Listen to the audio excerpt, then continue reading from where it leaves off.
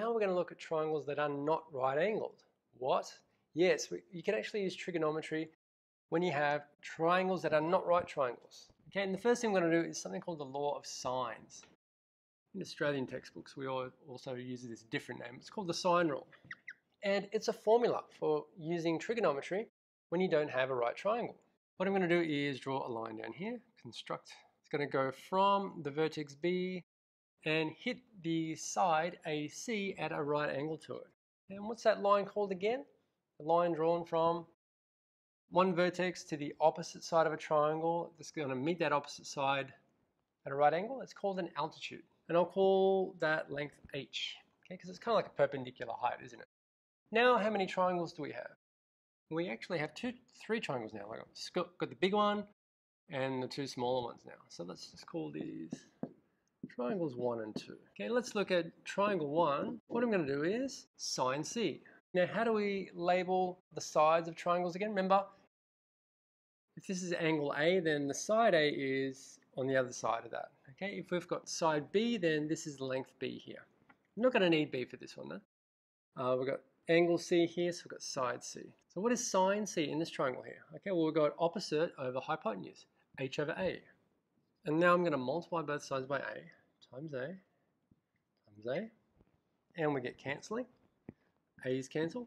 And what's left? We've got h equals, I'm just going to flip this around again, h equals A times sine C. A sine C. Okay, so that means A times sine C, of course. And now we've got another triangle here. What about in triangle 2? I'm going to do the same trick. What about sine A? So I've got another angle here. Sine A equals, sine A is opposite over hypotenuse again, h over C. This is bad practice here. Are these angles the same? No, so I probably should use a different symbol there. And the same trick, times C to get rid of fractions. And the C's cancel out. And this time we're left with h equals C sine A. So this is C times sine A. So what do I do now? What we're going to do is equate the two h values. What do I mean by that? You can just sort of say h equals h. So I can say this equals this. A sine C equals C sine A. And what I want to do is get the A's together on one side and the C's together on the other side.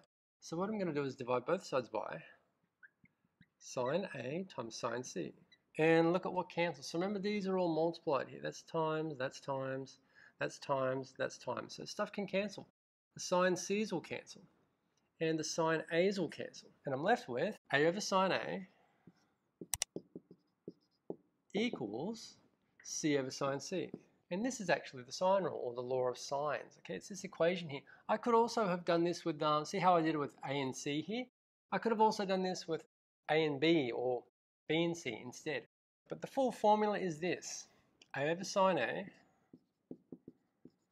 equals B over sine B equals C over sine C. That is actually the sine rule, or the law of sines. So any triangle you have, if you do that length divided by the sine of that angle, that's going to be the same as this length divided by the sine of this angle, and that's also the same as this length divided by sine of this angle. And this formula is handy when you have a triangle that's not a right triangle and you're looking for a missing side.